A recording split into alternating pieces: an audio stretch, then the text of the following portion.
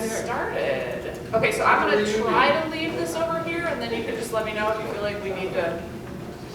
If I need to pick it up. Does that sound right? Okay. Okay. All right, everybody on the phone, sorry for keeping you waiting. Also, apologies to those in the room. It's just a couple minutes after 11, so let's go ahead and get started. So this is Lisa Clark, Director, Department of Environment, Great Lakes and Energy, and Chair of the UP Energy Task Force. First, for those of you on the phone, what we're going to do is we're going to go around the table of the task force members that are here in Lansing, and then we will also do the same thing on the phone. So first, I'm going to hand it off to my left. Hi, Dan Scripps, Public Service Commission. Tanya Kozlowski with the Michigan Electric and Gas Association. Mike Nystrom with the Michigan Infrastructure and Transportation Association. Douglas Jester, 5 Lakes Energy. And then I've also got James Cliff from Eagle here. He's furiously writing everybody's names down. Oh, we're muted now. Oh, shoot. Tanya, are you muting us? I thought it was just muting me. Oh, okay, I got it. You're muting all of us. Okay, so everyone on the phone, just to make sure you heard, we've got Douglas Jester, we've got Mike Nystrom, Tanya Kozlowski, Dan Scripps, and James Cliff and myself at the table. Now, what I'd like to do is I'm going to try to call your names off, and for ease of you all introducing yourselves, it just might make things better. So, Chris Bowman, are you on the phone? Yes, I'm here. Great. You sound loud and clear, so that's perfect. Dave Camp, are you on the phone? Great. Good morning, Dave. Happy New Year. Mike Fermansky, are you on the phone? Yes, I am. Great. Hi, Mike. Oh, Tom Harrell, are you on the phone? Tom Harrell is here. Awesome. Thank you, Tom. Happy New Year. Thank you. Jen Hill, I'm here in sunny Marquette. is it really sunny? It is really sunny. That's awesome. We had sun yesterday. You're lucky we're not outside. I'm not getting outside right now. Well, if you need to do that, go ahead, because I understand. Just take the phone with you. Okay, and then Jim Kachiver is actually in another Eagle meeting at the same time, so apologies for the cross scheduling, but we will follow up with him. He's upstairs. Michael Larson, are you on the phone? I'm here.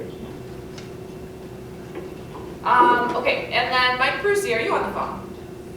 The fourth mic is present. Woohoo! All four mics of the apocalypse. Who knows what will happen now? Great. Okay, Tony Mataski, are you on the phone?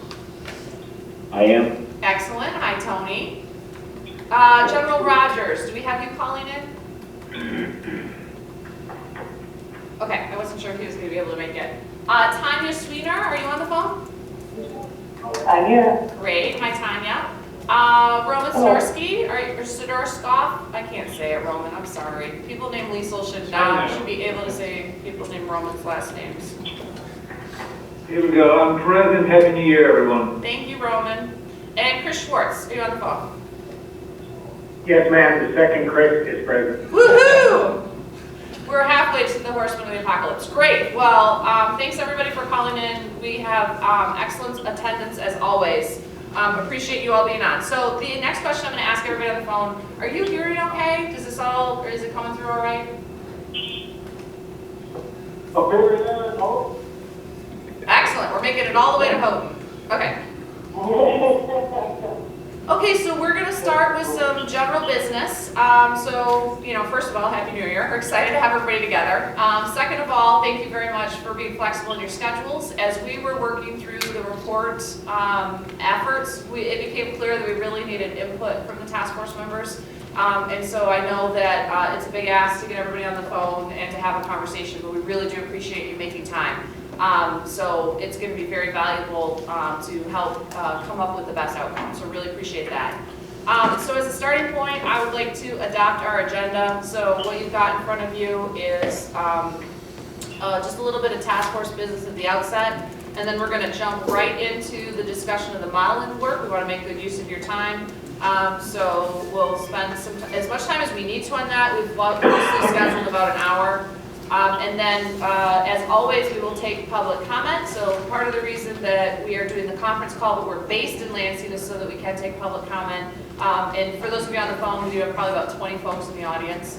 And then if we stick to this timeline, we'll adjourn around 12:30. If that happens a little sooner, I think that will be fine too. Can I have a motion to adopt the agenda? Support. Great. Moved by Mike, support by Douglas. All in favor? Aye. Any opposed? Great, thanks. Did I hear someone join us on the phone? And then leave us. We won't feel too sad. All right, they'll be back. Great, all right, so I don't think we have any other task force business in front of us, so I think we'll go ahead and jump into a discussion of the modeling work. And for that, I'm going to invite Eric Cardini from Public Sector Consultants to join us at the big table and talk a bit about what brings us here together today. Eric, do you want to go ahead? Yep, thanks, Lisa. Sir? Can everyone hear me on the phone? I'm not close to a mic, so I just want to make sure I can move to a different spot if I need to. Thanks. It's a little. All right, we're moving the mic. Does that sound better?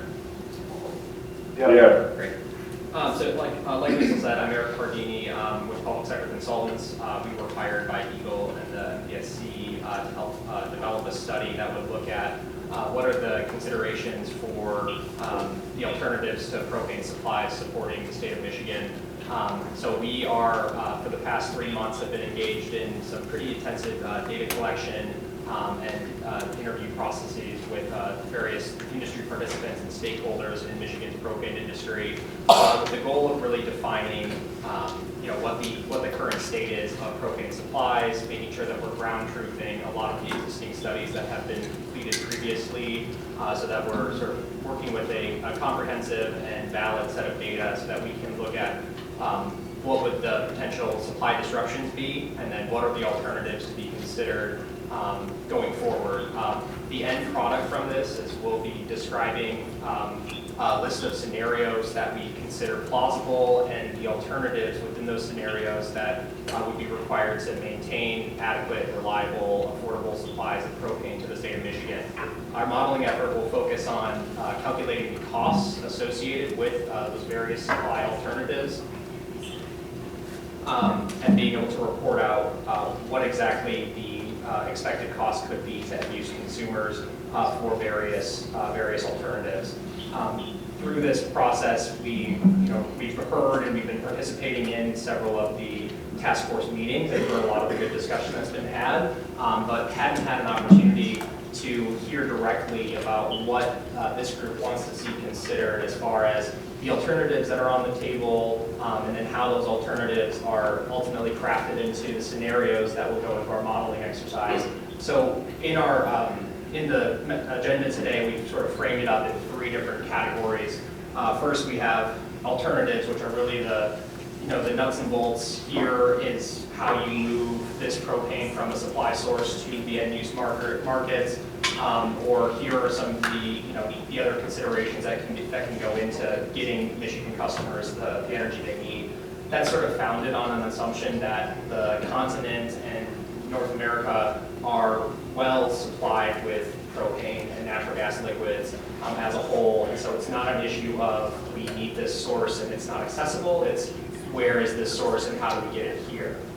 So that, again, could be up for discussion if this group wants to. I think we heard pretty clearly from EIA, and our research has sort of shown that both between Edmonton and then domestic U.S. production, we're really at a high level as far as propane and natural gas liquids go, to the extent that we've increased exports from the United States and North America dramatically in just the last 10 years. So based on that sort of fundamental assumption, we've lined up alternatives for some consideration that would, that look at, okay, where are these sources and how do they get to Michigan? And so that's sort of the first thing that we want to put together for this group. The next thing that we want to talk about is, what are the scenarios that these alternatives would be useful in addressing? So that gets to sort of questions around what disruptions are most likely. We can consider this in the context of line 5, which I think is right, given that the effort that's gone before this, but that's not the only potential disruption. It is a substantial point of focus, but do we want to consider other places, sort of links in the chain that could potentially expose Michigan to risk in the consideration of propane alternatives? And then the third piece we want to look at is different sensitivities that we can apply to this analysis. So one thing that's been brought up is how do we reduce the reliance on propane or the consumption of propane by Michigan users. So a sensitivity that we could use in this analysis would be to say, what does deep energy efficiency investment look like in its ability to maybe mitigate some of the consumption or the need that occurs in Michigan on an annual basis. And so that would be something where in the modeling we could look at scenarios that have some expectation around energy efficiency savings. And there are various other types of sensitivities. One would be increased storage capacity, where that storage capacity would be distributed within the state. How would we look at that as far as preparing Michigan to go longer in case of short-term outages? The other part of this is sort of this long-term versus short-term. So when we're thinking about the development of scenarios, we have to view it through that lens of, what is a short-term disruption, saying there's an outage at a producer versus there's a supply dynamic change that causes more long-term repercussions. So in the consideration of scenarios, we can look at sort of how we piece together some of these alternatives so that we have both a short-term and a long-term view. So that's really all I've got to say, and looking really for some input from this task force to make sure that the work that we're doing is in service of your ultimate aim for this process, and that we're providing something that's useful and actionable for you. So maybe a good setup before we go into too much discussion is the document that you all received from James yesterday afternoon in email, potential propane supply alternatives for Michigan. Yeah. Yes, it came from email from James, but it was provided by public sector consultants. And so I know that, it was just yesterday. It is a couple of pages, but hopefully those of you who are joining us on the phone have that in front of you, it's sort of in front of folks around the table. I think it's a helpful kind of format for kind of what we're talking through so that it helps bring together what Eric's saying and what we heard from the last couple of rounds of discussion, and try to put it into kind of a prose format so that we can then translate that into what becomes the modeling tool. So, yeah, happy to walk through that document. So the way we broke this up, we looked at sort of the supply side and then demand side. Also provided in here were some of the considerations. Does that one work? This one works. Okay. Is that better? Yeah, okay. Let's leave this one on. So we broke it up into sort of the supply and demand side. So first, on the supply side, you'll see a list of transportation options. This is not at all comprehensive. So transportation options could come from any number of places in the United States where there is natural gas production or natural gas liquids availability, or there is propane production that occurs. But what we put in here were really some of the most common scenarios that were either presented to us in our conversations with industry stakeholders, or were sort of readily apparent as far as storage, large storage facilities within the state and region, or the United States as a whole. So walking through here, we sort of, if you can view the transportation alternatives, I like to look at it as sort of a bullseye on the state of Michigan, where sort of the inner ring is Michigan and the regional neighbors. So considering Sarnia, Ontario sort of as a regional neighbor, Wisconsin, parts of Minnesota, Illinois, Indiana, Ohio, all sort of fit in that first ring. Okay, and so through that we tried to say, here are the places where you might be able to draw excess propane, or you may be able to draw propane into Michigan markets from those. And so you'll see listed in here, we've gathered, I think, the Wisconsin facilities. Owen looks particularly attractive and has been considered previously because it has proximity to rail, proximity to certain pipeline inputs for propane and natural gas liquids, but also its ability to transport into the Upper Peninsula. So that's one reason that will be called out specifically. Conway, Kansas is one of the largest propane storage destinations in the country. It lies in PAD 2, so it's still within sort of our general region. And when we talk to industry participants, it's in the 2014 polar vortex where there were serious supply conditions relative to Michigan's being able to access that propane. That was one of the places where they would have to go. That was sort of a far reach for what we've encountered in the past. And then the third major source would be Mont Belvieu, which is in Texas, which is sort of the epicenter of propane in the country. And very, very extreme circumstances where you would have to access that is our sort of my take on Mont Belvieu, but not wanting to leave anything out of consideration that's there. The third alternative you could even extend to say if you had to go directly to Edmonton, Alberta, where the rest of sort of North America's supply and production lie, that could be in there. But I think what we see more commonly is there is other transport capacity into the region, and that's why I sort of look at that first circle of Michigan and our regional neighbors of there's pipeline capacity into Illinois, Ohio, Indiana, Wisconsin, Minnesota. There's rail terminals in all of those states that all could potentially be access points for Michigan to get from sort of these three main production centers. Also, the proximity to sort of Utica Marcellus in the Ohio, Pennsylvania region.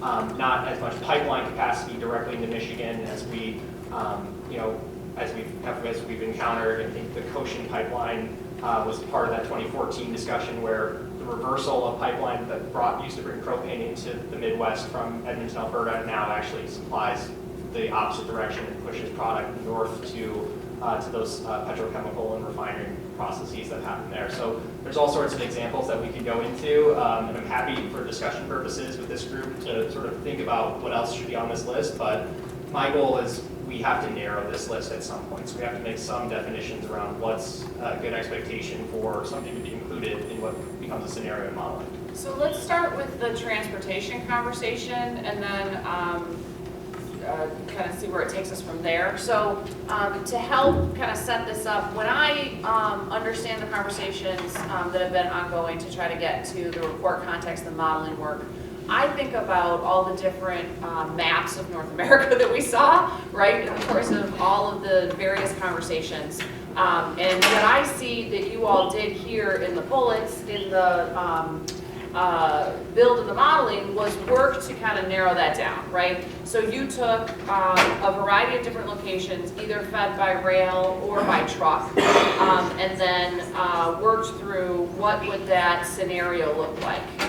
So I just kind of, I'm trying to process myself out loud because I think I hope it'll help everybody as we're kind of thinking through what's on here. So when you say narrow it down, are you looking for narrowing down of, just the transportation chunk as a starting point, or overall everything that's on 3 pages? Yeah, so I think we need to start by narrowing down the transportation chunk, because I think that's sort of the interim and short-term availability for these alternatives. And so when we think about the lens of transportation, unless there is a long-term solution that delivers propane directly to the state of Michigan, we're likely going to be accessing existing either producers or storage facilities in the region. So I think we want to start maybe with that focus on short term, and then we can stay honed in on the transportation side. And then as we expand our discussion to what are the long-term scenarios that we would like to see developed, how do those transportation options then fit with some of these other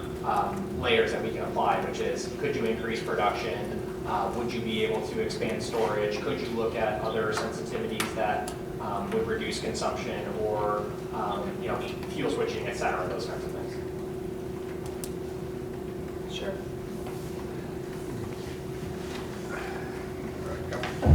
Passing the puck around for those of you on the phone to make sure that we're doing it in a way that you guys can hear us. So tell us if you can, but Douglas has got some comments.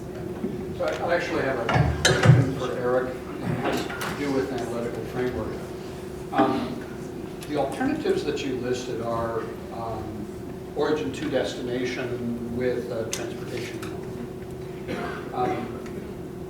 Assets that would be developed to support any one alternative can conceivably be used for other alternatives. So, for example, if we have a rail delivery point in the Upper Peninsula with some associated storage, several different rail origin points become available. And in the economic analysis, I assume it would be whichever one is least cost, given that there's sufficient capacity there. But you also gain some resilience by having additional origins that would be available in the moment, if you will.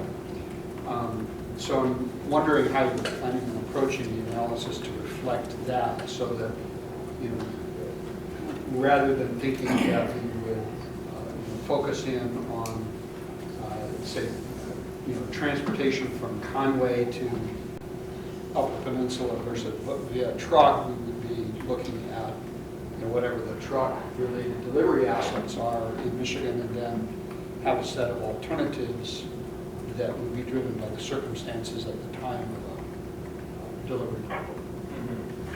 Yeah, and I think the way we get to that is by maybe putting more, further fleshing out what the scenario we're trying to address would be. And so if we take the UP example, this is just the most readily apparent example to me, is if Line 5 no longer supplies, say, Rapid River, and there's a need to make up that additional capacity for the UP, and the estimates are roughly 30 to 50% of the propane consumption in UP comes from Rapid River. So you've got to fill that block of space. I think the long term we look at, if you expand storage in the UP, yes, you can access any point of origin could be a source to fill that storage point. And so it's just figuring, it's from the economic analysis perspective, it's figuring out what the lowest cost alternatives could be or theoretically are to service that storage point. And similarly, we'll look at, and that's where I think the consideration of these transportation alternatives and those origins helps us to get to the likelihood of those, those scenarios having, being what's the market ends up considering. Because at the end of the day, our modeling of potential scenarios may impact, but largely these business decisions are being made independent of this effort. And so to the extent we can, I think, yes, we describe, the scenario will define the issue we're trying to address. And so that could be the need to add 50 million barrels of new propane delivery to Michigan customers. And then what we end up describing as far as the supply routes to solve that equation, yes, it will involve likely several sources, but I think for we have to sort of limit the scenarios to one or two, sort of a compilation of those, okay, here's what it would look like from a cost perspective if it were to say from rail from Western Canada, right? And then we can have a similar one that said, okay, to address that problem, we could, Conway, Kansas is the trucking destination, is the trucking, or the point that we would be shipping from. So I think we can have several alternatives that we can model that address these scenarios, or these sort of scenarios that we build out, but it takes a little bit of that definition in advance to say, yeah, like this is, the assets we're developing are sort of in service of one scenario, but can likely be applied in several ways, and that's where we can sort of tier them based on that. So maybe it helps to back up and talk broadly about alternative versus scenarios versus sensitivities, just to help everybody kind of be grounded in what kind of feedback you actually need in order to step us forward. So scenarios are the overall, here's the issue that needs to be addressed. And so within propane, within this general propane discussion, that can be the Line 5, the closure of Line 5, and so the need to supply propane to replace Rapid River's capacity, to replace the amount that we receive in from, say, Sarnia. Another scenario that we could consider would be, what if Canada decides to stop shipping us back propane because they have export markets to the east or elsewhere, so there's no longer delivery. Line 5 still operates and supplies NGLs to, say, to a Rapid River facility, but there's not that lower peninsula shipment. Or a prolonged outage at the Marathon refinery could be the sort of backdrop of a scenario where we say you've got to replace the productivity from that. So the scenarios are sort of the overarching definition of the problem that we're seeking to address, whereas the alternatives are the tactics that can be taken to address that problem. And that's largely why the short term I've said the alternatives rely on transportation, but in the long run they can involve other things as far as infrastructure development, deployment. Sensitivities I view as ways to sort of mitigate that problem that aren't wholesale solutions, and that's why a conversation around consumption reduction or energy efficiency investment can be there, because you likely won't be able to, in the short run, mitigate outage of propane availability, but you could, over time, reduce the severity of that outage or the level of infrastructure investment elsewhere that's necessary. I guess, Herb, what I would like to know is you listed about 13 scenarios here as options. Perhaps we could maybe narrow it down to the ones that are really feasible and cost effective. It seemed like all the scenarios we have, you possibly, you can do this, you can do that. But which ones are really realistic that will be cost savings or are this achievable? So the cost effectiveness, that's why part of this is we have to define what we're looking for before we know the cost effectiveness to some extent. Right? That's why we can rely on our best intuitions, the information we've gathered from stakeholders as well as previous reporting that's been done. Which is why you see I provided in this document the previous alternatives that were considered, because those efforts have already largely been done to say these are the most reasonable ones to expect. And that's where we can say, likely Mont Bellevue, in my mind, doesn't rise to the level of something that we would consider because there's many closer places that have access to those supplies. Because Mont Bellevue ships via pipeline 3 different places in the Midwest, right? So you would probably look at accessing markets in Southern Ohio, in Indiana, Illinois, and Wisconsin before you would have someone drive or, assuming there's rain. So yes, we can start to use some of those definitions or some of the winnowing of these options. And that might be a good place to start, is if we look at sort of the furthest out options, we don't overly limit ourselves by saying, we're not going to consider for the purposes of this analysis transport directly from Mont Bellevue to, say, Michigan consumers. So you've heard what we heard in the presentations, and you are eating and breathing it a bit more than the members of the task force. What would you recommend striking from the transportation list as a starting point, and then maybe we talk from there? Yeah. So I think the first one that we would say to strike would be Mont Bellevue, and to some extent, I would say we want to consider or have some discussion around how we include Conway, Kansas as a destination, considering we haven't looked closely at a lot of the other nearer propane terminals that have either access to pipeline or rail shipments that may feed off of Conway sort of as an interim placement. So to me, the larger hubs could be ignored for the more close distance terminals that we can potentially access. And that's, I think, bullet point number 5, the Mount Bellevue. And I think that's what I'm getting. Like bullet point number 6, talk about using train from Owen, Wisconsin. Even the trail line, even if we could do, is it feasible? Is there even room to add additional line in there? So that's why I'm saying that we've got about 13 bullet points now. What if we narrow it down to the ones that, and then do in-depth analysis, do a deeper dive into those? Yeah. So I think our goal is to get it down to, say, 10 different alternatives. And so it's not overly difficult. And then within those 10 alternatives that we consider, to Douglas's point, there's sensitivities that we can apply that sort of, you get from these 10, you might have 3 different scenarios within, say, a Owen, Kansas route. As far as the feasibility of using Owen, Wisconsin to Upper Peninsula via rail, we know that there's existing rail routes that run there. We know that it's been considered in previous analysis. We know that Wisconsin has done some statewide energy planning that involves shipment of either NGLs or propane via rail from these terminals to make sure that they're adequately stocked, because they're looking at Superior, Wisconsin being fed by the Enbridge system and potential risk there. And so we know that that exists. As far as whether or not the capacity on that rail line and the ability of shippers to, in a timely way, access that propanes via rail, that remains something we have to do more investigation of, and we're continuing to try and engage with either rail companies or to get a better understanding of what shippers are looking at as far as those scenarios. I remember from Luke from Plains' presentation, he talked about the firm and non-firm, or I don't know if he said dispatchable or non-dispatchable, but essentially in their consideration as a midstream company, they don't view rail as a firm source of supply because there's some lag within when you can expect the delivery from when it's ordered versus pipeline they view as instantaneous, non-demand, and firm. And so there's those kinds of considerations we have to take into account. But without, at this point, I can't say that this is feasible or unfeasible because part of it is lack of availability or in part responses from some of these groups we sought to engage with. Madam Chair, and Eric, God, this is good information so far.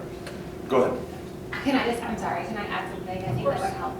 So Maggie Palone with Public Sector Consultants. As we have been thinking about these and like the big picture look, right, all of these can happen. What we have come to the task force today to ask for a little bit of help in is how much do you want us to say that how much reality do you want us to put towards these, versus how much do you want us to explore what people have said is unfeasible right now, but may be feasible? Does that help when you think about these, Director, especially? Like, all of these could happen. We could ship via rail or truck from Texas or from Kansas. We need to know from the task force if you actually want us to explore that option. I mean, like, how far out do you want us Maggie to came go? up at a perfect time. So my point was going to be, I honestly don't think there are a lot of these that are even feasible. I don't believe that we are adding rail line in the northern UP. We can put it in there as a suggestion, but the reality, the feasibility of that is very, very minimal. It's just not going to happen.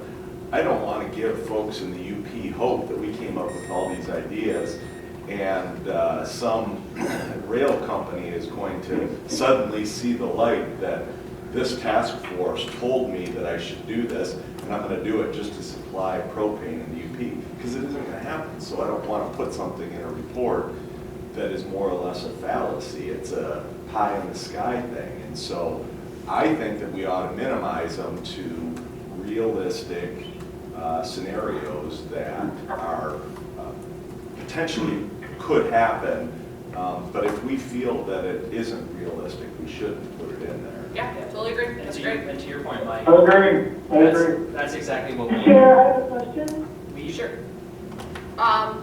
Jen, 1 second. Eric's going to finish that thought, and then Eric, did you? Yeah. So Mike, to your point, we've been hesitant to draw some of those conclusions for you to date.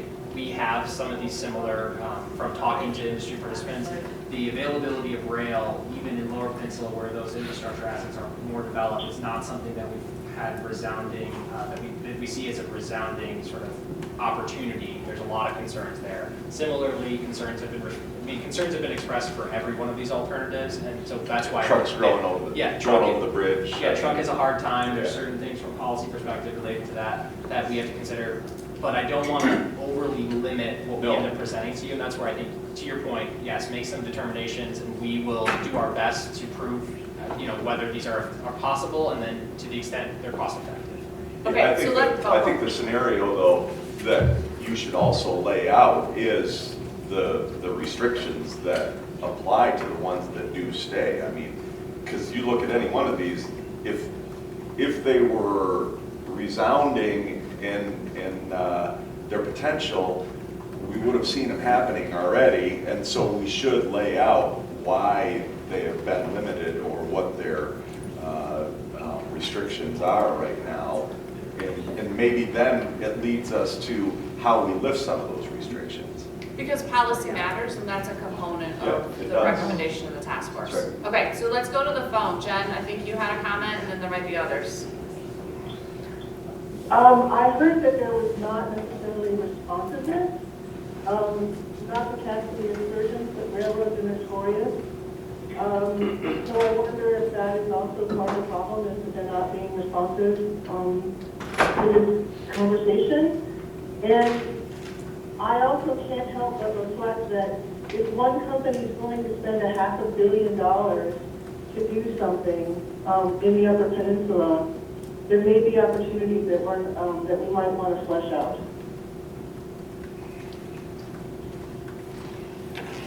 Yep, that makes sense. Are there other comments? Hey. Oh, yes. Yeah, I'm curious. Hey, Council, I'll follow you on. I was just going to make a comment that, that Enbridge $500,000 or $500 million investment is for light sweet crude as well as natural gas liquids. And the natural gas liquids are a very small component of, of what gets carried through Line 5. So if a rail company to make that same investment to handle strictly propane, I don't think you're comparing apples to apples there. Dave? Thanks, Mike. Yeah, I've been looking at DR alternatives and some of the other documentation, and I like what was said by Eric Cardini on coming out of the Bakken Rocky supply and the Alberta supply, a dual source supply to minimize risk. Right now, we have a single point of failure situation on that Line 5 and being from Alberta, Canada. So out of the Bakken, it's supplied by pipeline to Conway. And then from Conway, it goes by rail up to Owen. And then there, I had trucked to Rapid River based on some of the DR alternatives. It looks like, there's going to be a cost, but the cost seems to be coming down on propane because of the glut. And there's a glut in all the associated NGLs, HDLs, and whatever else comes out of there. There's just a huge glut. So I like the Bakken and the Alberta supply, and the Alberta supply would be pipeline and Spirit, and then trucks to Rapid River. That's what I figured for the reasonable supply that they're looking at maps and pad 2 and pad 4 and supply. So that's two pretty solid 50,000 foot books as a solution, but I don't know, I haven't got down in the prices or anything like that any further. But that's two parallel supplies that I think would be a good thing to look at, and may eliminate like Bellevue and other things that Eric has mentioned. And then on the the United States establishes a SPR, what do they call it, a strategic petroleum reserve. That might be the same thing we need to do up in the UP for strategic propane reserve, our storage, and locate that. I think that's a good thing that we could fill maybe in summer and just have there to get a polar vortex or what have you. And then reduce propane use in the UP through energy efficiency and what have you. And that's the 50,000 foot solution that I was looking at. And then I think that might be worth drilling down on, but there's my 50 cents there. Well, I think that's good perspective, Dave, too, because then you're taking into account, you've addressed, the transportation conversation, the production, the storage, and frankly, the demand side, too. So, Yeah, I think that's exactly, I think, the kind of direction I'm hoping task force members, after having seen and heard all this information, you might have something that stands out to you that you want to explore. And that's exactly what I would like to walk away from here with today, is an example that, okay, let's look for continued alternatives. The scenario is you need supply, it sounds like past Superior, Wisconsin, so an Line 5 outage. You can access the Bakken and Alberta. You would want to layer in a sensitivity that looks at how can you reduce consumption, and then what's the application of storage or a strategic reserve for the Upper Peninsula to sort of mitigate the just-in-time delivery need. So that to me sort of frames up 1 to 2 scenarios that we could. and when you talk about sensitivity, you're also thinking about the weather overlay and thinking about the potential polar vortex, polar vortices, I don't know. But back to Dave's point too, right? So, okay, Yeah, so and Eric is nodding. There is a calculation that propane companies do all the time, which is heating degree days to determine what average consumption would be at a household level. And so we can, utilizing that heating degree day information is very granular and goes back for quite a while. We can probably say here's sort of an average consumption level based on this number of heating degree days. And that can even be broken up to a somewhat regional perspective. I have to go back to the data set to say if I can do that for like Eastern, Central, and Midwestern UP, or if I can just do that for the UP or specific locations. But that can also be a sensitivity that's added on to say, okay, if you have a year like 2014 or 2016 where you've got polar vortex incidents, you could likely need, say an extra 10% shipments per month for the heating season, right? Like we can look at that kind of thing. All right, Douglas is trying to get in. So I'm going to take a little bit different direction on how to approach the analysis.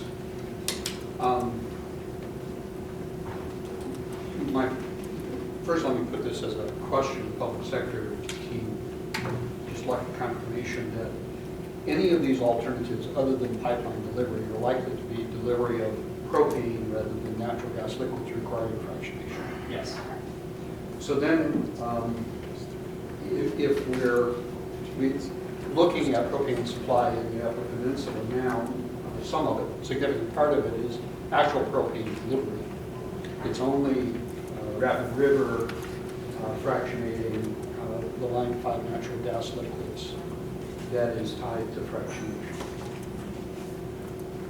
If we look at any of these transportation alternatives, rail or truck, we're probably only looking at propane delivery. So that means that that alternative is not coupled to Rapid River. There's no necessity to deliver to Rapid River unless the storage and transshipment facilities at Rapid River are sufficiently valuable, right? So if we take a rail alternative as an example, there's a sort of straightforward cost calculation. Are the savings on a rail delivery point due to the storage and transshipment at Rapid River enough to offset the cost of extending rail to Rapid River? My guess is not, but it's a question. If it's not, then you can put such a facility someplace where rail already exists. And so I think we basically have, the alternative of extending rail to Rapid River or putting storage and transshipment next to rail someplace else. And then we have a trucking alternative, and I'm assuming that most of these are large trucks delivering to a transshipment point rather than delivery from those origins to ultimate consumers. So we would have a storage location, right? There would be the transshipment point for that, which may or may not be associated with rail, but it probably could be. Yeah, I think the reason Rapid River continues to get used, and I think London economics carry this through, and that's why we reference it as well here, is just because the storage capacity still exists there, whether or not they have the engine. And so, yes, your point is whether it may operate without the NGL shipments. There's almost like 100,000+ gallons of storage at that facility, so I think that's why it's still been used, and its centrality to the peninsula, I think is where it continues to see some assumption of that. But an economic analysis is needed to say whether that, preserving that investment or avoiding rail extension or any associated, truck delivery extension is best. Can I add two things to, sorry. I'm able to defer. I don't mean to interrupt, but while you're on the subject, there's 360,000 gallons of storage available at Rapid River. Thank you. Thanks, Chris. Yeah, Did you have more, Chris? I got a lot more, but Do you want to wait or do you want to step in? well, it doesn't matter. I'll let you on a roll there, keep going, and then I'll give you my 2 cents later. Chris, I'd much rather hear from you than from me, so I defer. I'd rather hear from you. All right, Dan, then Chris. Dan, then Chris. So, Okay. So basically, if you take your sheet, the transportation, I'm going to start at the top and work my way through. Yep. So the first line item, increased deliveries from Western Canada, Eastern Peninsula, Central Canada, Michigan via rail. That's actually being done. NGL has bought,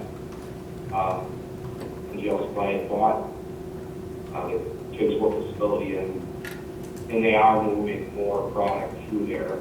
They haven't added, and we're talking about adding storage, but they do have 430,000 gallon tanks there, but they own a lot of rail, so they can store quite a few rail cars on site, and they have kind of increased production there. On the second item, Superior, or increased propane delivery from Superior, Western Canada, and Upper Peninsula.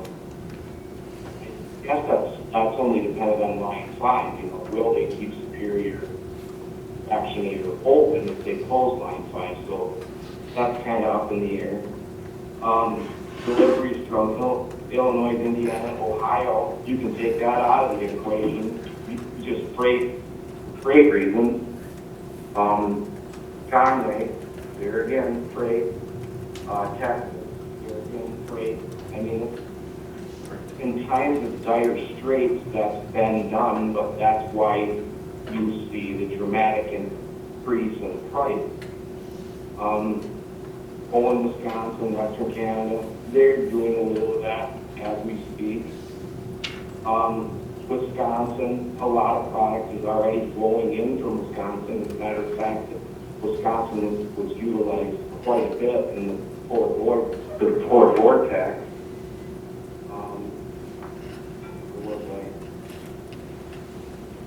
And then increased storage facilities in Wisconsin, Western Canada, and up into a beach truck. That's how it was done before that. Propane deliveries from Sarnia, Ontario. That's how the UP gains propane.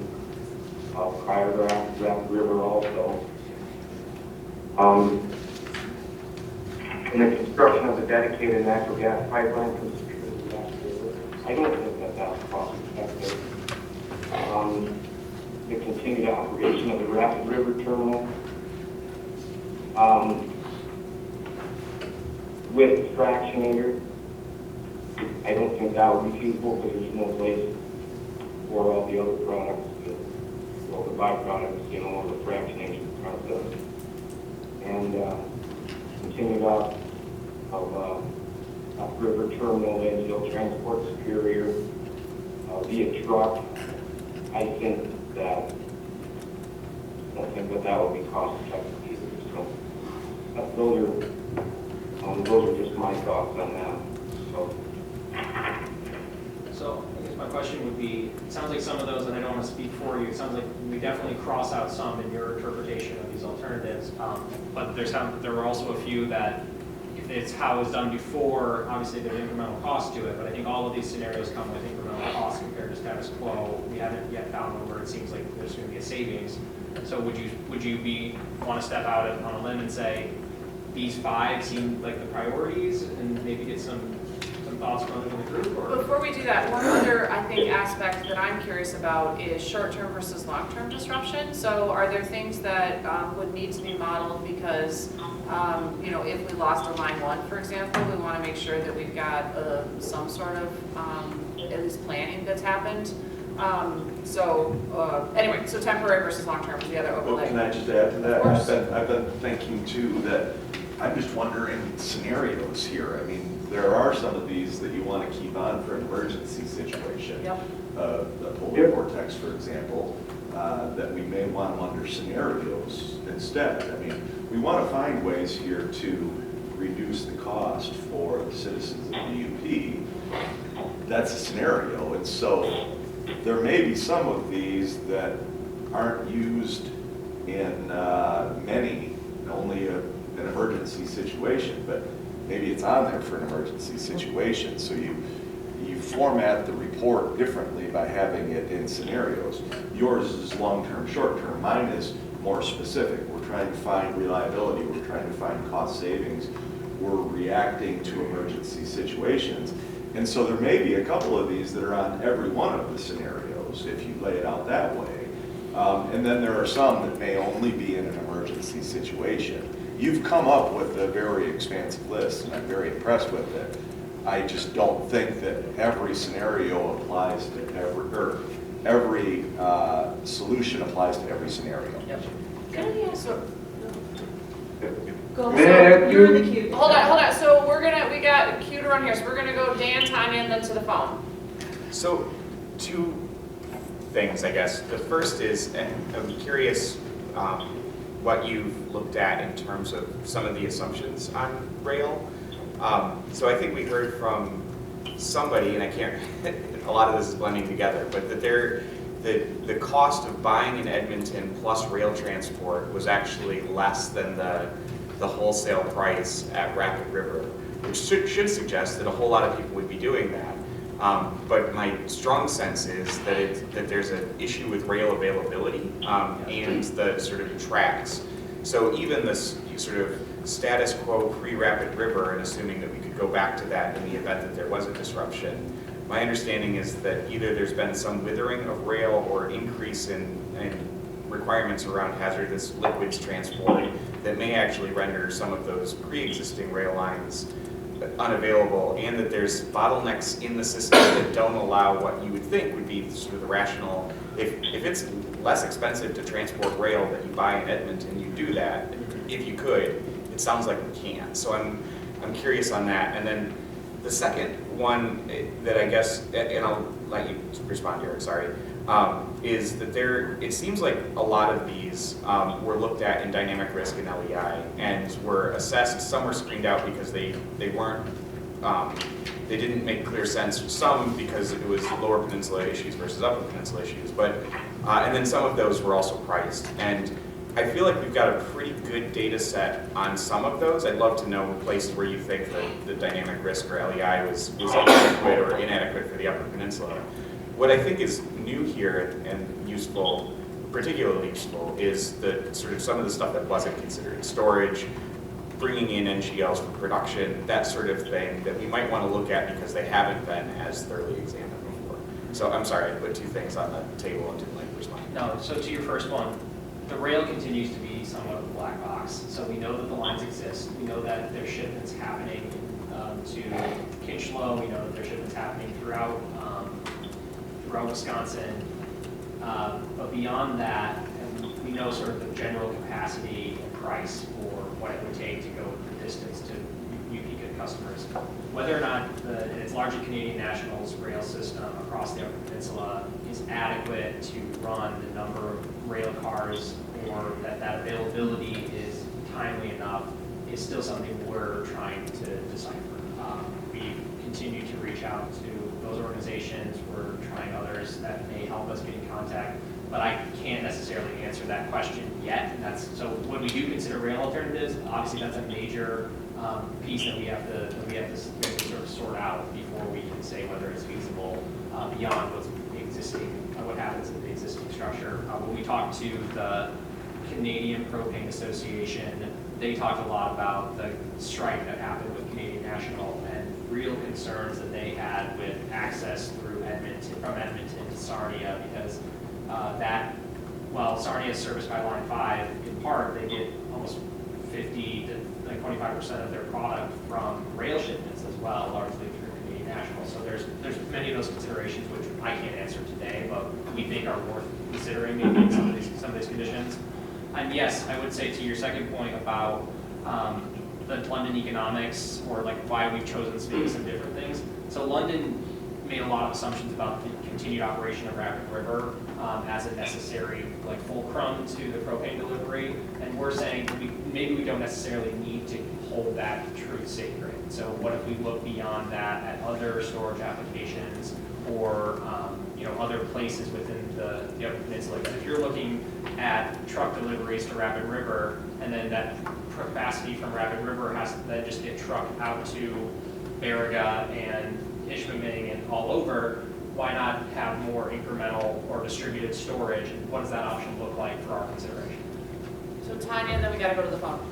My question, somewhat you started along that vein, is just how you were planning to use the two existing studies and how you're evaluating the alternatives that are feasible.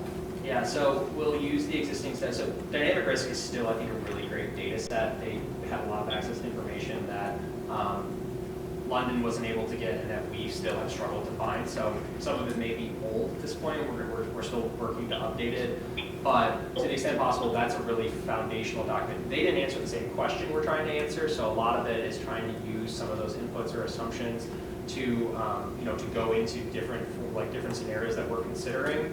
So I would say that's sort of the backdrop that the dynamic risk report plays. And then the London economics report, I think, is trying to answer a similar question to what we're doing, but I think they approached it with a few more limited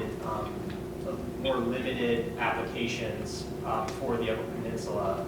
And really, I think a lot of theirs dependent on the continued existence of Superior, Wisconsin as a major source, and I think partially ignored whether Superior would have enough production capacity to service Michigan's market as well as the heavy Wisconsin market. So that's one thing that I'm hoping that we can do a little bit more of with this study in regards to those two previous studies.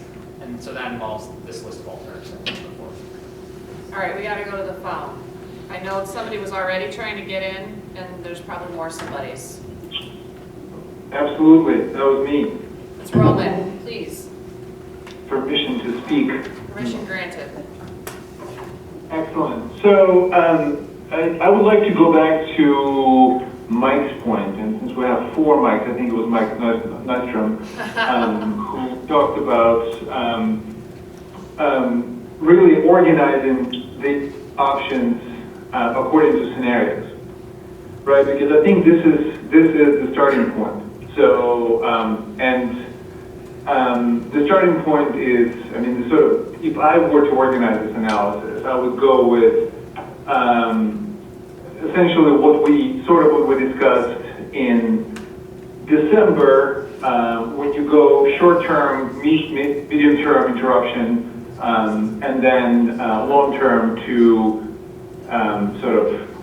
do this scenario, right? So, and then within those scenarios, we have planned and unplanned interruption of service or limitation of service. So say it's not coming, I mean, the supply is not coming as rapidly. So, and I think, based on what we discussed, one thing that I've learned and one thing that I stand by is that this is a very, very complicated issue. So, and again, so filing out those options without proper organizations and see how those options work in different scenarios, I think it's very, very difficult. We're just going to keep debating options that might not be suitable for the same scenario, right? So again, so I think the step 1 would be to organize those options pursuant to those scenarios. And again, sort of the rubric I would do is short, medium, long, and then planned, unplanned, right? So with the unplanned interruption, then it becomes a bit of a different analysis. So what is available, and that goes into sort of the properties of each option. And the properties of each option, based on the discussion, is, it's a function of time, so how fast you can deploy this kind of option, right? So is it option available immediately? Is it option available within days, or you will need months or years to develop this option?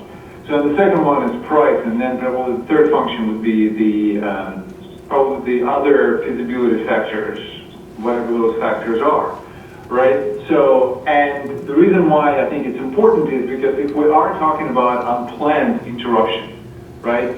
So we are talking about essentially having the capacity to absorb any kind of anything that can happen, at any time. I mean, whether it is interruption of service in line 5, or it is another polar vortex, or another perfect storm, like it was in 13 and 14. So, those kind of things, right?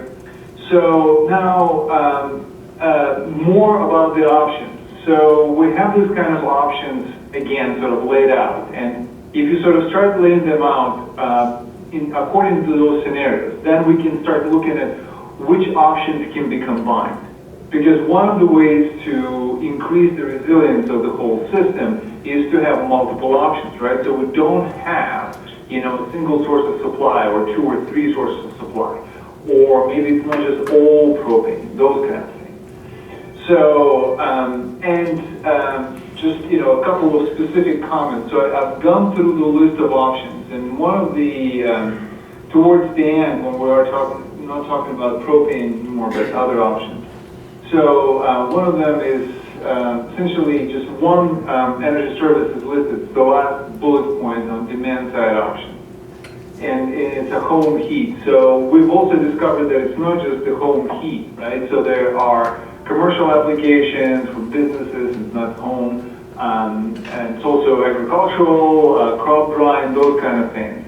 So I think that should be taken into account as well.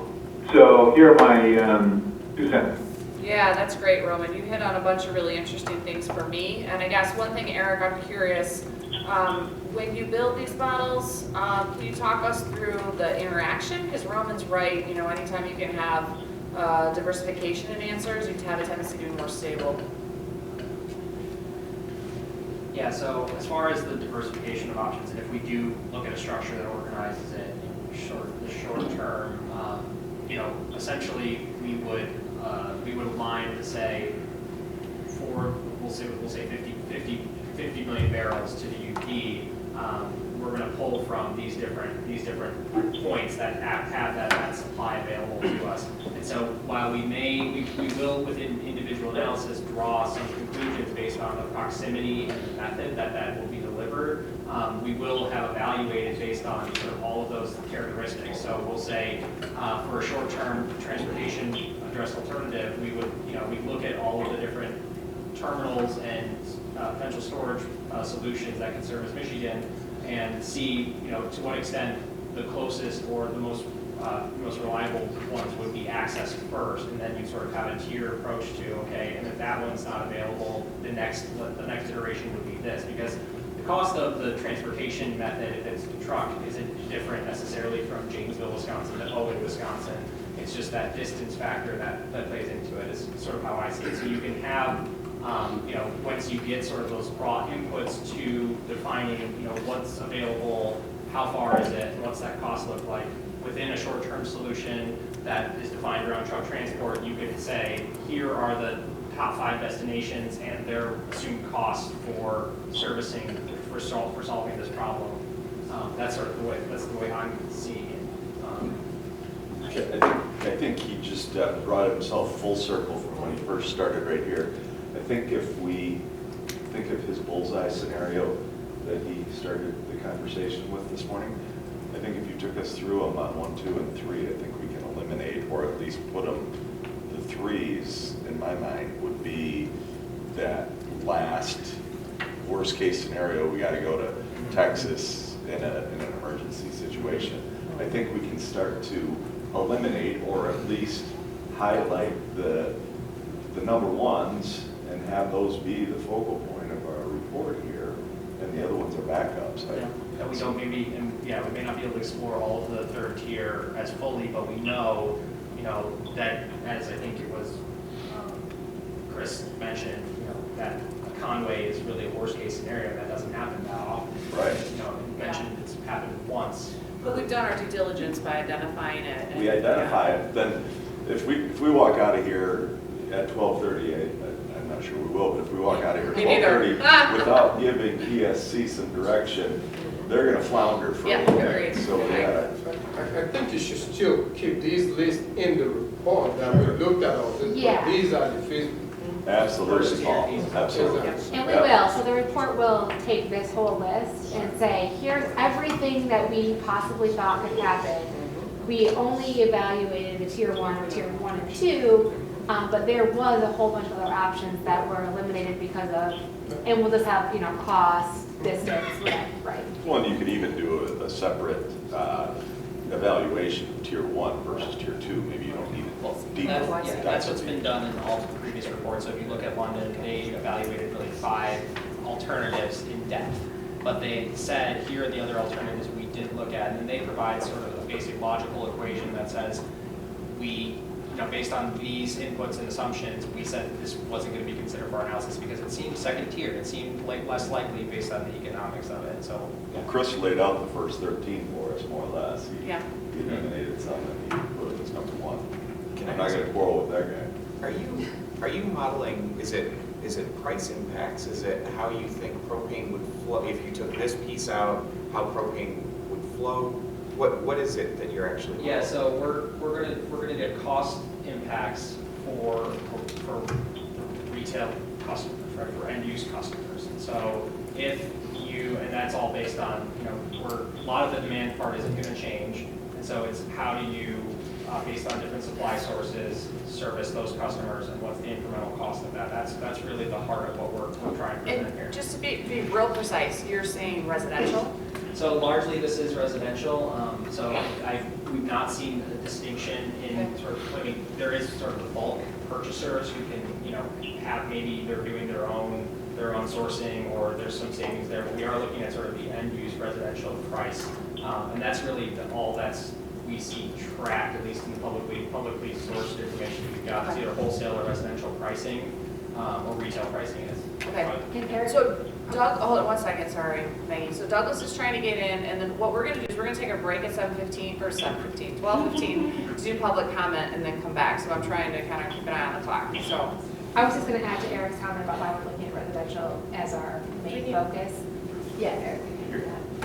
When we've talked with UP economic development groups, really the main use, as you guys know, is residential use in the UP. There's just not a lot of large users of propane in the UP, so it makes the most sense to actually look at it at a residential level. And I think the best reporting I've seen on the other consumption groups, or the other consumer groups for propane, is that it's just not to the same level. And I'm trying to go exactly to where I have that. Why don't you I'll find it? Okay. Yeah. So Douglas, where were you I want to go taking us? back to where I was headed and connect that to some of the comments. I do think that the way I was describing it is the right analytical framework. The strategic moves that are available in the state of Michigan policy to deal with transshipment points in the Upper Peninsula. And the available transshipment points look something like Rapid River without rail extension, Rapid River with rail extension, new location associated with rail, new location not associated with rail. And if you think about the, how you transport propane, first of all, you rule out natural gas liquids from any of those, which Chris said, and was also the point that I made. So we're only talking about propane. It can be delivered only by truck if you're focused on Rapid River without rail extension, or new transshipment without, or not associated with rail. If you do a rapid rail extension, Rapid River rail extension, or new transshipment associated with rail, you can deliver by either truck or propane or train to that location. Having any one or some combination of those assets in existence, now when it comes actual time to call on it, you can come from anywhere, right? It's served by rail or truck. And presumably it will be the lowest cost as long as capacity is there. And I think the assessment needs to look something like, if it's by rail, where are the rail origins progressively, which ones are the cheapest, most expensive, how far do we have to go to meet the demand for delivery, and then, if you believe in marginal costing, where's the marginal cost on that? In terms of scenario planning, we have a variety of potential scenarios of disruption, but in each of those, certain origins are or are not available by each of those transportation methods, and I think it's a fairly straightforward, somewhat tedious task to map it out.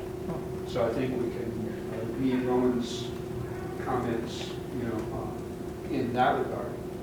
And I take, Chris's comments as essentially, as you go through the non-natural gas liquid alternatives, it's just obvious that some of these would be the least cost to origin, and some are not, given the transportation method that you're choosing. And so I think that structure actually lets us sort of quickly get to an analytical framework that addresses both risk analysis and cost. Okay.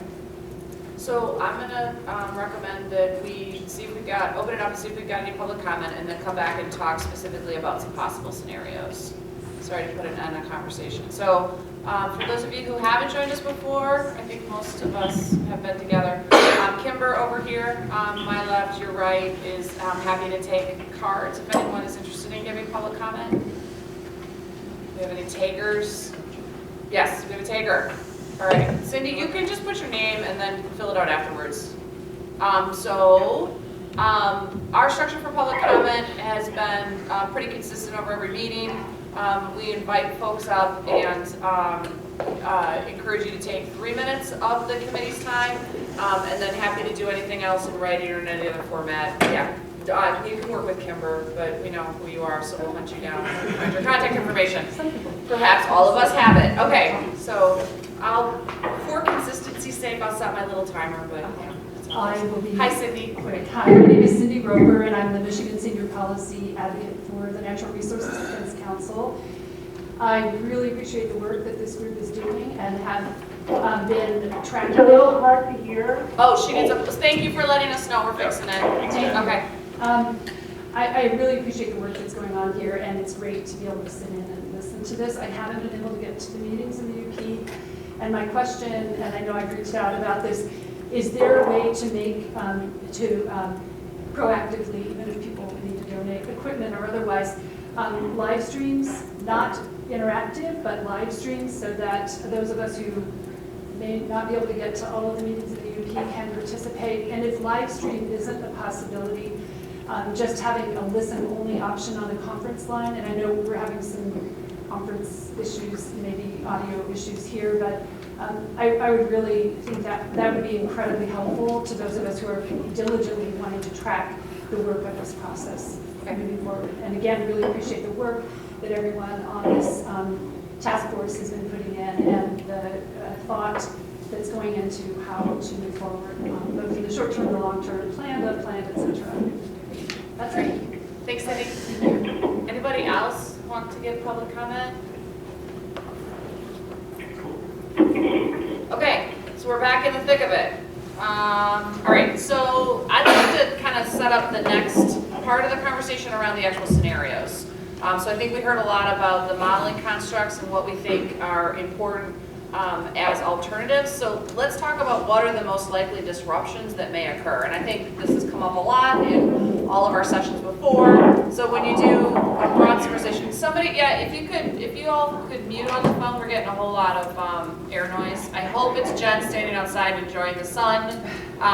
So thanks. Yeah, no cross-country skiing on the phone. Just kidding. You can do whatever you want on the phone. Okay, so when we talk about possible scenario disruptions,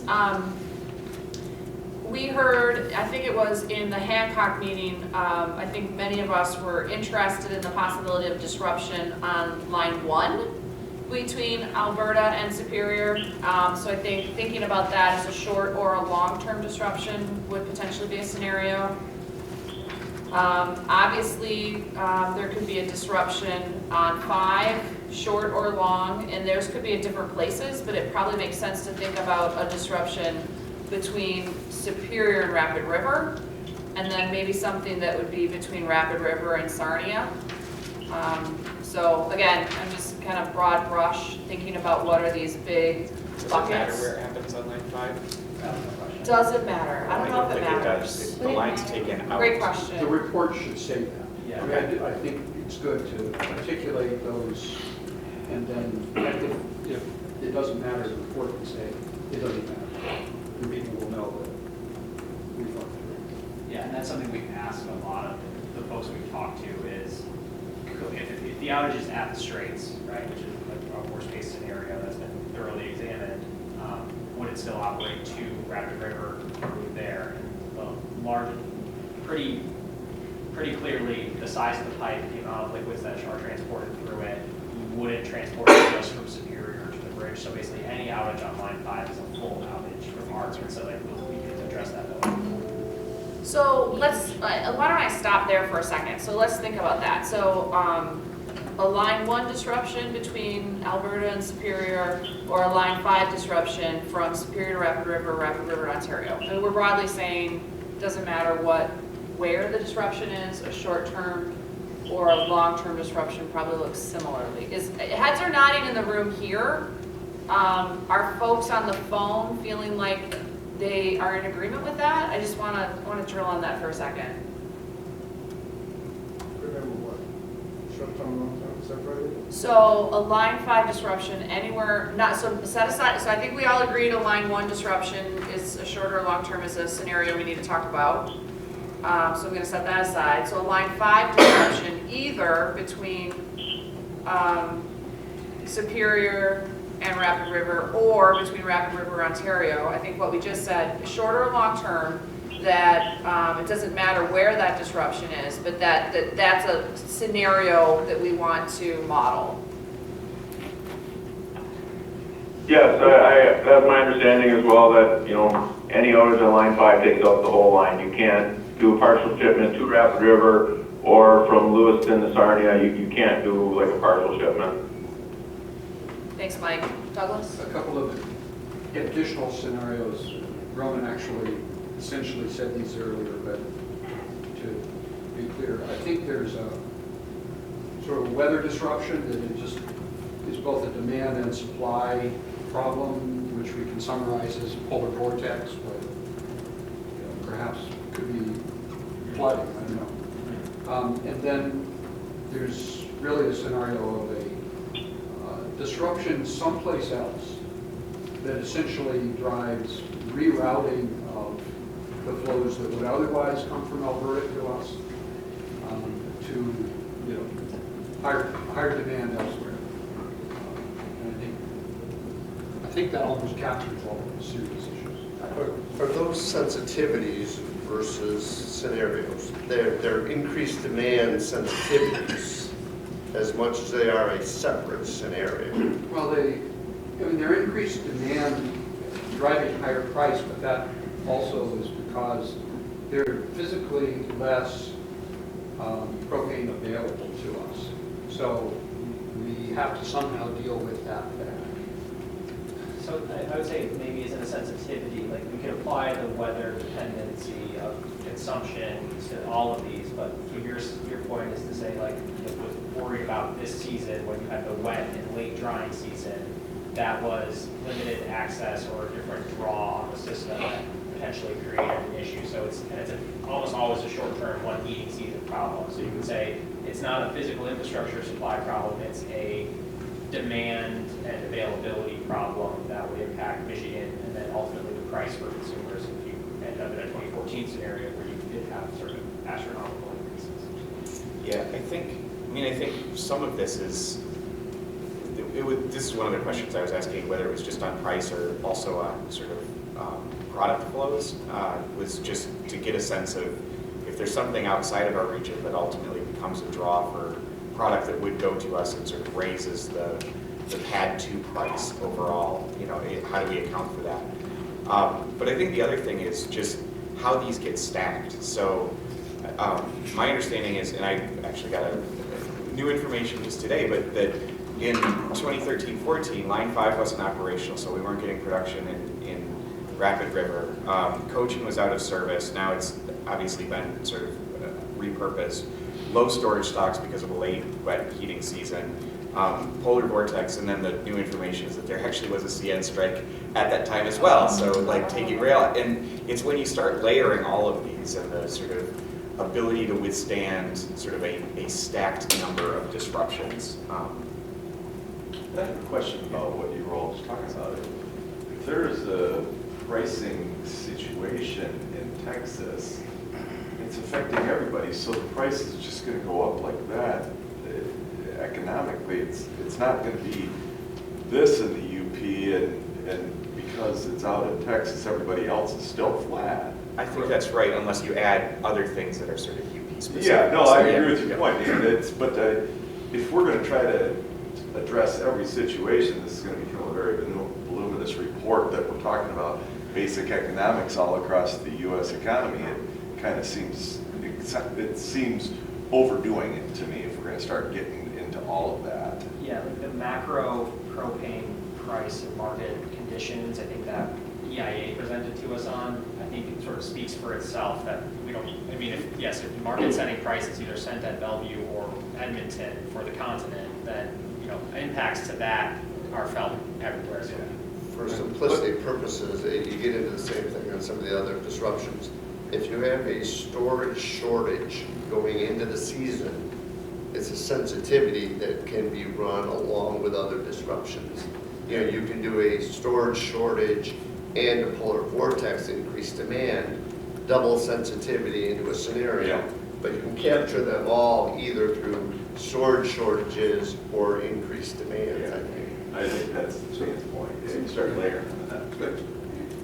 Just for clarity, what I was suggesting is not like a global, a continental shortage, but under certain conditions, flooding in the upper Midwest, you lose rail capacity, which isn't everywhere. It's in a certain geography. Okay, that helps. Right, that you need to reach beyond for transport. That helps. Or you've got to cut back on consumption because it's not going to get here.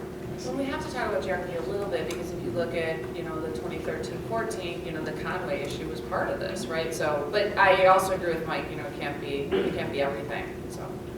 A lot of the scenarios that we talked about, and even the conversation today, has been about getting propane supply to the UP.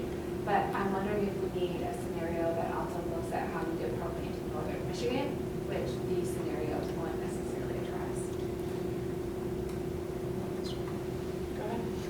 Yeah, this is something, I know this is the UP task force, but 93% of the propane that we use in the state is below the bridge. And so there are unique challenges with the UP, there are unique challenges for northern lower, but even if you take those two places that have higher than sort of state average consumption levels for residential, it's still most of it is in southern Michigan because it's where most of it. And so I think as we're doing this, we need to also be thinking, and we've had some conversations about how you address it, the issues around Sarnia and where we get and use most of the propane that we use in Michigan. But Dan, you and I talked about it before the last meeting when we were chatting on the phone. There are situations that are very unique too. The whole wholesale pricing of the UP versus the region. I mean, the northern central region, we heard it from the expert out of DC or wherever he was video conferencing in that we couldn't hear it very well in East Lansing. But Sorry. but he said that if you look at it, there's wholesale pricing out of Minnesota and Wisconsin that shows the region is lower, but yet the UP is still higher. So somehow that has to be addressed in this report too. And I don't know how we do that, but third Mike mentioned the expanded storage, and I hadn't heard that until today. I think that that's an excellent idea that has to be in here somehow very, very specifically. And so, I think that pricing thing is a huge part of what we are tasked to do here. Yeah, and I guess the other thing I would say, and I think this was missing in the dynamic risk, but Alex and Ethan and Travis have done some work on this. I was trying to see if it's actually in the investigation, but there's actually some evidence that that the wholesale price at Marysville, Sarnia connected, is significantly better than, so the overall idea that it would increase, a small amount, I think there's something like a 13-cent average differential in Marysville. And that, I think was missing completely from dynamic risk. And 13 cents, right? Is that? Yeah, just shy of 15, yeah, somewhere in that 13, 14, right? That's the differential Between Marysville and some of the other hubs that we would typically use as sort of setting and which suggests that there is that you have to overcome that differential, which is likely line 5 connected, before you then add on the additional pieces from truck or rail or other transportation. So, I think long story short is yes, we need a scenario that looks at the northern lower. Okay, I think that's come up a lot, and a lot of us are concerned, and while we're entitled to UP Energy Task Force, we do care about all residents, and so that's a piece of this as well. Okay, so we'll put a bow on that one. So, we've also talked a bit about weather disruptions, and so in case things need to go down from a weather perspective, there's also the component that we heard in the 13-14 conversation, not only the Cochin pipeline being redirected, but also maintenance, planned or unplanned. So I think there's got to be some level of, what if stuff goes down for an unexpected reason. as What a I think we component. saw is when everything goes down. Right, that's when we have trouble. You get When into this everything sort of happens. like, well, we're just gonna drive to Kansas, which is, not how you do it with only one or two things. Click your heels together. Exactly, right. When you get to number 4, you're Right, driving to Kansas. Exactly, yeah. Yeah, that was. Most of our conversation has been around disruption, but to the extent that we recommend a policy action that would lead to an alternative way of delivery, even while Line 5 is operating, it opens up the possibility of the purchasers in the UP, distributors, acquiring from the rail source or the truck source rather than from Rapid River with some price competition. And there'll be some, on the margins, some value to that. We do need to account for that in the analysis. And Chris, I think, has told us in a public meeting that sometimes, he's able to arrange rail transport at a lower cost than he can buy from Rapid River. So it happens sometimes already. It's just, if there was additional capacity or an additional place or something, presumably it would happen more often. Yeah, and then maybe the NGL supply purchase of Kinchlow, right, then reoptimization of that or those other things. But if retailers are rail tied, like Chris is, Yeah. Chris, I don't want to speak for you at least have other sourcing options beyond the one in your backyard. Yes, absolutely. Our rail only contributes, 50% of the product.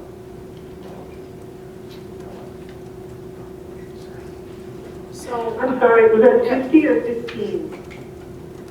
50. Thank you. others on the phone, there's a lot of conversation in the room, and I want to make sure that we're making space for people on the phone to speak up.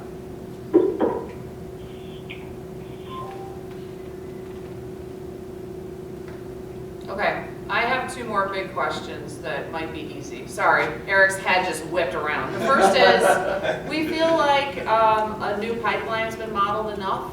We don't need to model a pipeline. Okay, I just want to make sure everybody agrees. Okay. And then the other thing, when I look at your 3-page document, you talk about storage on the 2nd page.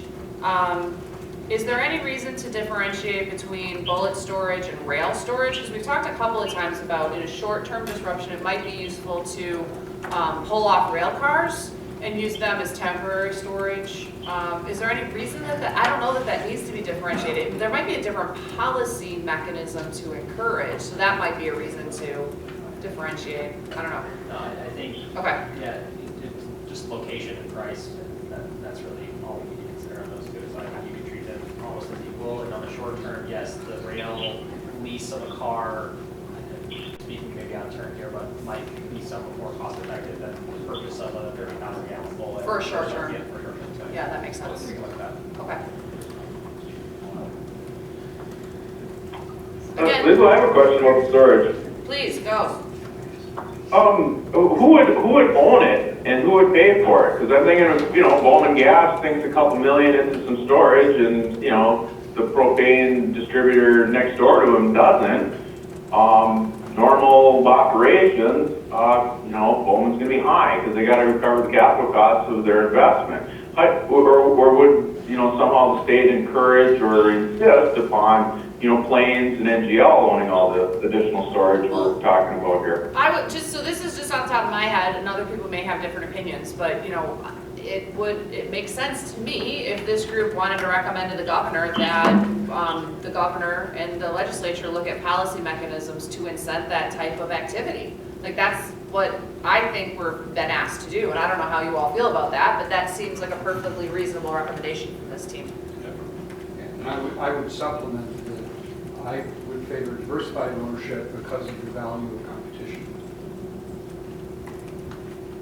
Speaking as a former legislator, that's where I was kind of looking at some resolution to the storage issue was how do we incentivize either another wholesaler, particularly on the western end of the UP. I think between Kinchlow and Rapid River and Bowman Gas is rail storage. We've pretty much got those counties covered, but if you're starting to look at Ontonagon, Gogebic, Iron, Dickinson, Menominee, there should be some incentive offered, either through the tax code or whatever, for either the retailers in that region to construct additional storage, especially if there are rail lines that are rated capable of hauling hazardous materials.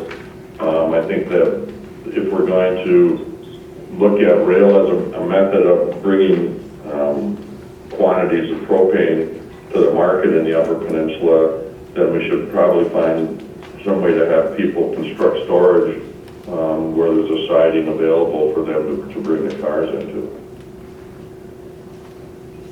That makes a lot of sense. And we might even want it to be geographically specific recommendations, to your point, right? So we might want to, this group might want to recommend to the legislature and the governor that they incent more heavily in the Western UP, for example.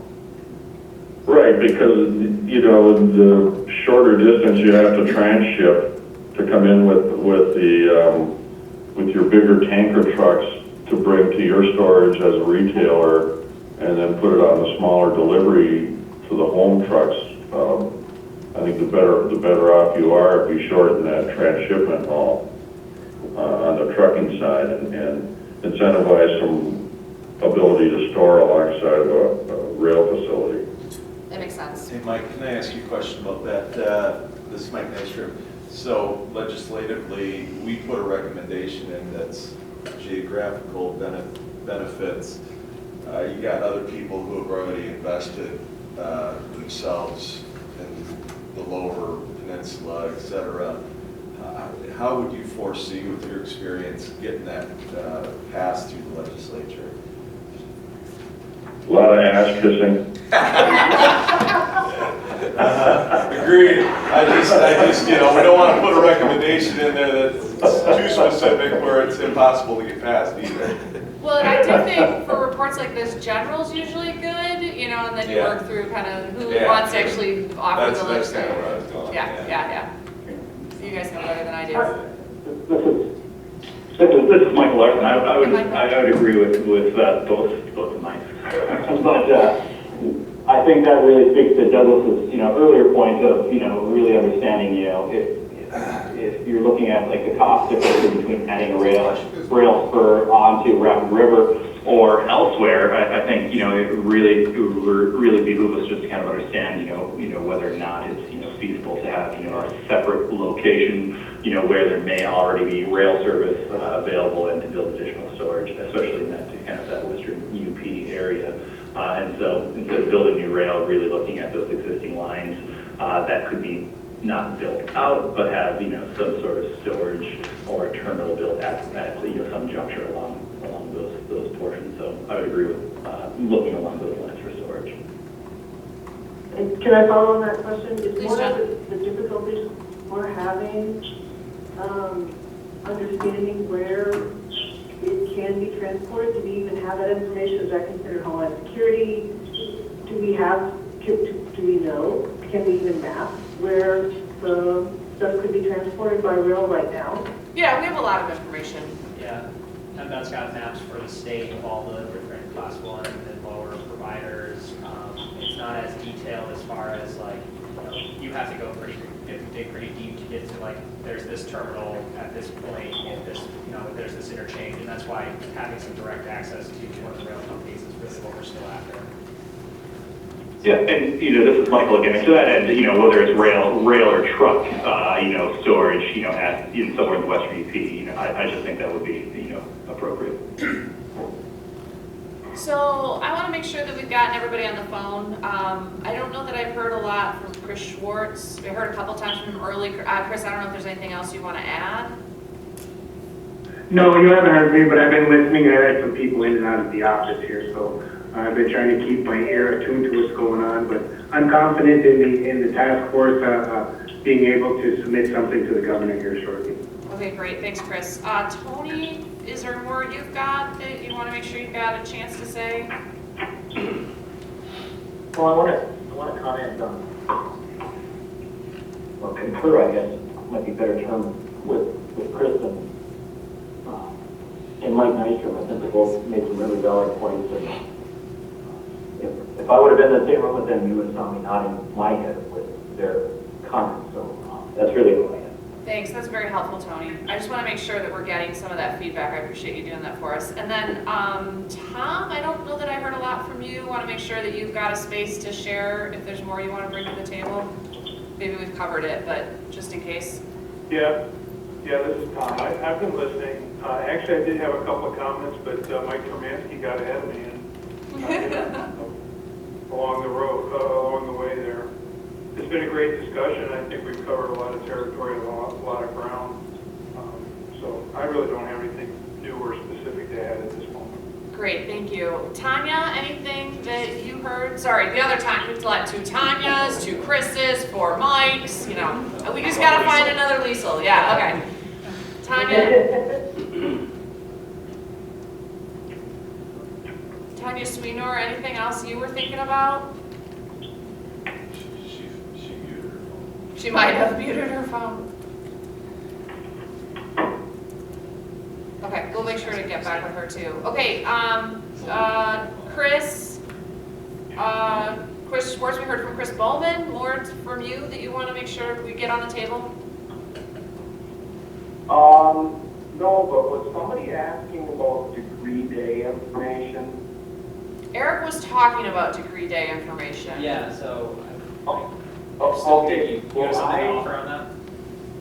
Yeah, absolutely. I have every month from present to back 1962, if you would be interested in it. Nice. That's awesome. Yeah, thank you. Chris, is that local to your location? Or I'll is that take one that. of your- No, it's all for Michigan. Yeah, Chris, I'll follow up offline with you. I can get your contact information because I might have 1 or 2 other questions about your rail spur as well. And I think Director Ajiba's got to leave us. Is there any help you can give us with the rail team? That would be great. I don't know. I know we've been. I've got a contact from his team. Great. And I've talked to Sienna a couple times. Like, I don't know if you can shake more loose than I can, but any support We're you going to guys. talk to the railroad association too. Yeah, I will. I mean, they're more than welcome. I'll walk you in any rail information, anything you're looking for. Awesome, Chris. Thank you. You're not getting any. Chris, do you know if Faro Gas and Negani gets any rail deliveries? I know they sit right on the main east-west line that CN operates through Marquette County. Do you know? Yeah. They do? They get rail in the Gaudi and in Gladstone also. Okay, thanks, Chris. Yep. All right. Other folks on the phone? This is Michael Larson, just one more time, and I think Chris hit upon this earlier, and I think we've touched upon it with the Superior Wisconsin piece of it, and I think we've talked about it a few times, but a few of our speakers have suggested that if there's an issue with line 5, that Superior might not be an option. So if we're thinking, one of the long-term scenarios is that line 5 is no longer there. I think anything coming out of Superior certainly would need at least an asterisk, by it, whether or not that continues to exist if a line 5 were to go away. So just reiterating that point. Yeah, thank you, Michael. Okay, other comments, just broadly on the phone, around the room? Yep, Douglas, Dan? I just have a question to verify my understanding. We're talking somewhat about energy efficiency here, but I'm assuming that major consideration in energy efficiency programs for propane and other purposes is really in our next report, or is that all going to be addressed here? I'd say really both. Like, I would think that we need to have some energy efficiency recommendations around propane. I think it would be remiss to not do it in this report, but I also think that because it's such a component of the Upper Peninsula tapestry, that it's got to be part of the next report too. So I don't know if others feel differently. Okay. Well, that's a separate. I agree up here, Nick. Okay, thanks, Dave. Okay, Dan?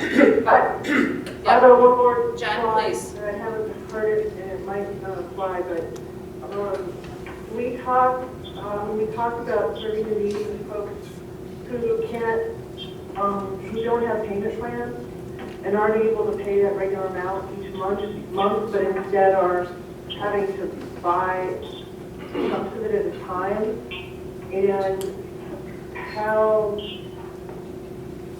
is there policy recommendations around that fit into that storage question?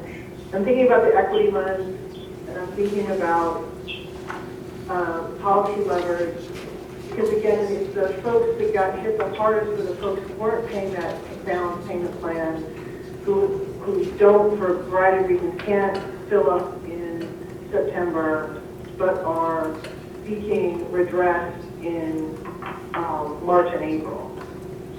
Is that going to fit into any of this, or is that, in these scenarios, how does that actually open up a brand new conversation at the very end? But No, you're fine. where is that going to fit in? No, you're fine, Jen. It absolutely fits in. The scenarios, it doesn't, it's a component of the recommendations more so than the modeling scenarios. So there's definitely deep energy efficiency component in the demand side modeling, and then also fuel conversion, are a couple of the things that were identified from the demand side perspective. But when it comes to recommending what does that new program look like, maybe working with the propane association to build something out, whatever that path might be, that'll come in the recommendation. So absolutely future conversations about that. You're totally right.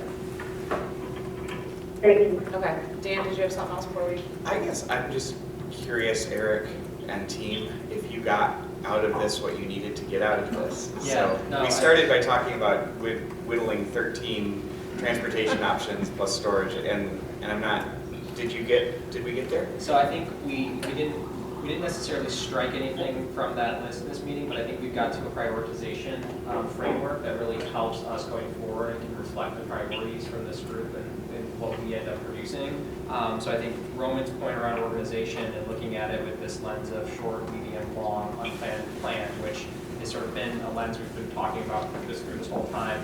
And then Lisa leading us through a discussion about what are the likely disruptions that really should be considered gives us a really good framework for then how to build out individual scenarios and then that sort of third layer that I'll say in this framework is the distance then that you consider and what options you access first, second, and third priority. And so within that, I think I've got to noodle it and put it into words on paper, but I think that is great for me walking out of this for a way to present sort of reasonable and modelable scenarios that we can hopefully come away with and provide you with what you need for your recommendations to govern. So I think the other thing that I would say is this does not have to be the end of this conversation. I think this has been a really good conversation, really far-ranging. If anyone has brilliant ideas in the middle of the night, please, call Eric at 3 a.m. No, you can call me because I'm probably awake. No, but honestly, but do try to get us those comments by the end of the week. So we need to actually model. But are certainly interested in follow-up thoughts from the conversation today, anything that kind of got germinated here today. So by the end of the week, we'd like to have them all, but please continue to think. And Eric, I think we feel pretty confident now that we can make the tier 1, tier 2, tier 3 distinguishing between options. Great. Phew. Well, that was great, folks. Our next meeting is February 13th, if I remember correctly. It's a Friday. So. That's a 7. Oh, it's a 7. Phew. Thank God you're looking and not me. It's a 7. In the Sioux. Oh, no. St. Ignace. St. Ignace. Oh, Mike, what would we do without you? All 4 mics, but you can pick which one's number 1. You're all number 1 in my heart. Okay, so that's the next one. Our tentative plan has been to try to get you task force members something a week ahead of time. So you've got a week to chew on materials and hopefully some version of recommendations. So that's what we are working towards as a team, so you've got something. So thanks as usual for all of your time and efforts. I know this is not a light lift. It's very much appreciated. So reach out if you've got more thoughts. Otherwise, look forward to seeing folks in February, if not before. All right. Thanks, everybody. All right, thanks, Lisa.